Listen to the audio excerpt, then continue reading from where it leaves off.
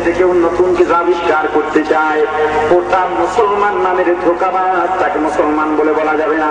ও মুসলমানদের বন্ধু নয়, মুসলমানদের শত্রু। ঠিক কি? ইসলামের মধ্যে ইবাদতের নামে, নবীজির সম্মানের নামে মন গড়া কিছু ঢুকাইয়া আবার যেমন গ্রহণ করাদের মধ্যে বর্তমান বাংলা জমিনে ফাঁস নারায়ণগঞ্জে এনায়েতুল্লাহ আব্বাসী। মুসলমান ইমানদার, আমি এদিকে কোন মাহফিলের জন্য বলেছিলাম স্মরণ নাই, আহমদ শফি, আল্লামা নুরুল ইসলাম উলিপুরি, পীর সাহেব চরমনাই, শাইখুল ইসলাম আল্লামা হুসাইন আহমদ মাদানী রহমাতুল্লাহি আলাইহি, হাকিমুল উম্মাত মুজাদ্দিদ মিল্লাত আল্লামা আশরাফ আলী থানভী রহমাতুল্লাহি আলাইহি সহ দেওবন্দের সকল আলেমদেরকে কুত্তার বাচ্চা বলে গালি দিয়েছে। কারণ একটাই, ওলামায়ে দেওবন্দ তারা মন গড়া কোন আমলকে ইসলামের নামে মন গড়া কিছু সাপোর্ট করে না বিধায়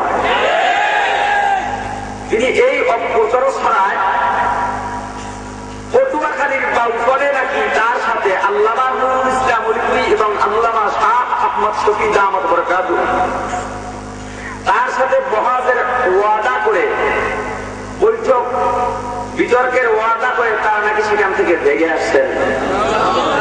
চ্যালেঞ্জ গ্রহণ করলাম, বাউফলে আপনারা যান, আমার বাড়ি তো পটুয়াখালী কুয়াকাটায়, বাউফলে আপনারা যান, এমন কোন খবর সেখানে আছে কিনা? আমিও এই ময়দানে চ্যালেঞ্জ গ্রহণ করলাম। এনায়েতুল্লাহ আব্বাসী সাহেব, আপনি কোন জায়গা থেকে কিভাবে আসছেন, কোন দিন মুফতি লাগাইছেন, কোন দিন ডক্টর লাগাইছেন, কোন দিন জৈনপুরি লাগাইছেন, সেই ইতিহাস না হয় নাই বললাম, শুধু আপনাকে চ্যালেঞ্জ করলাম। আপনি কোন গোডাউনের মধ্যে বসে চ্যালেঞ্জ করেছেন জানি না, আমি এই কাজে মুর্শিদের মধ্যে হাজার হাজার মানুষের মধ্যে চ্যালেঞ্জ করলাম। আল্লাহ আহমদ শফি, পীর সাহেব চরমনাই, আল্লামা নুরুল ইসলাম উলিপুরির প্রয়োজন নেই, আপনাকে চ্যালেঞ্জ করলাম।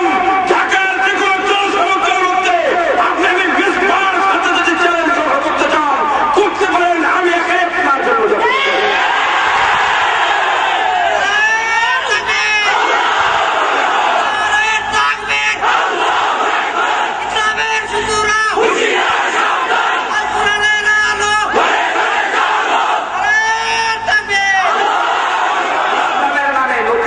সহ্য করা বলেন, নবীজি জানা দিলেন এই হাউজে কাউসারের পানি সবাই পাবে, তবে ইসলামের মধ্যে যারা নতুন কিছু আবিষ্কার করেছে তারা, আরো করে বলেন, তাদের চ্যালেঞ্জ এই জিনিসটা নিয়ে না বলতেই নয়, একই কথা যদি বারবার বলতে হয় তবুও ভালো, কারণ কোন কথাটা কখন কবুল হবে আল্লাহই ভালো জানেন। ঠিক কিনা বলেন? ইয়া নবী সালামু আলাইকা এমন একটা শব্দ বলে তারা সকলে নবীর সম্মানে দাঁড়িয়ে যায়। ইয়া নবী তারা বলে আমরা দুরূদ পড়ি দাঁড়াইয়া, এতে দেওবন্দীদের অসুবিধা কি? না, দুরূদ দাঁড়ায় পড়লে দেওবন্দীদের কোনো অসুবিধা নাই, কারণ দুরূদ দাঁড়িয়েও পড়া যায়, বসেও পড়া যায়, শুয়েও পড়া যায়, দৌড়াইয়াও পড়া যায়, কোনো অসুবিধা নেই।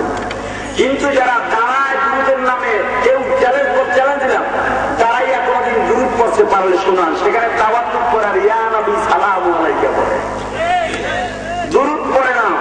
আর ইয়া নবী সালামু আলাইকা সারা বিশ্বের কোন মুহাদ্দিস বলতে পারবে না এটা কোন দুরূদ, এটা দুরূদ নয়, এটা ব্যাকরণগত, শব্দগত, অর্থগত ভুলে ভরা একটা সালাম, ভুলে ভরা সালাম।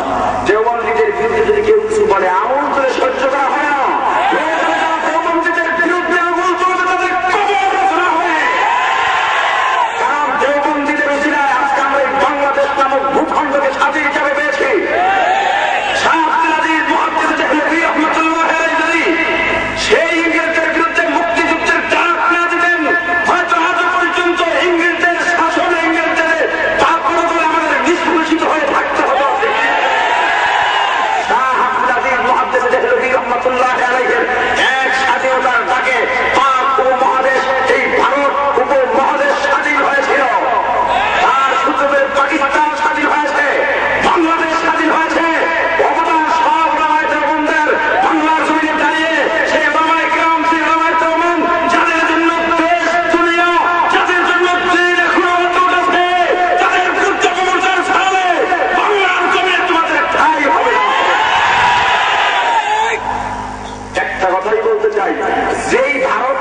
এসেছো, তুমি বিহারের সন্তান, সেই ভারত তোমাকে পাঠিয়ে দেওয়া হবে।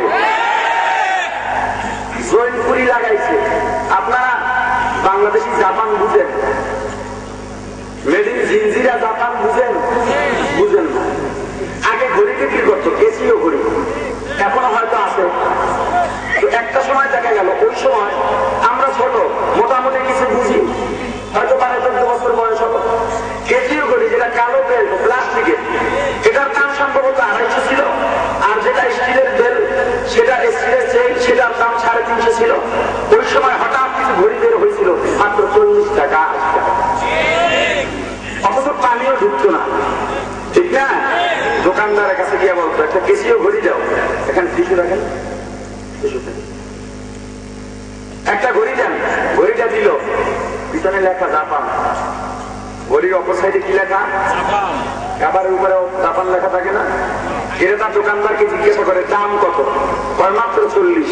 কয় ভাই, এটা কি আসল জাপান না মেড ইন জিনজিরা জাপান?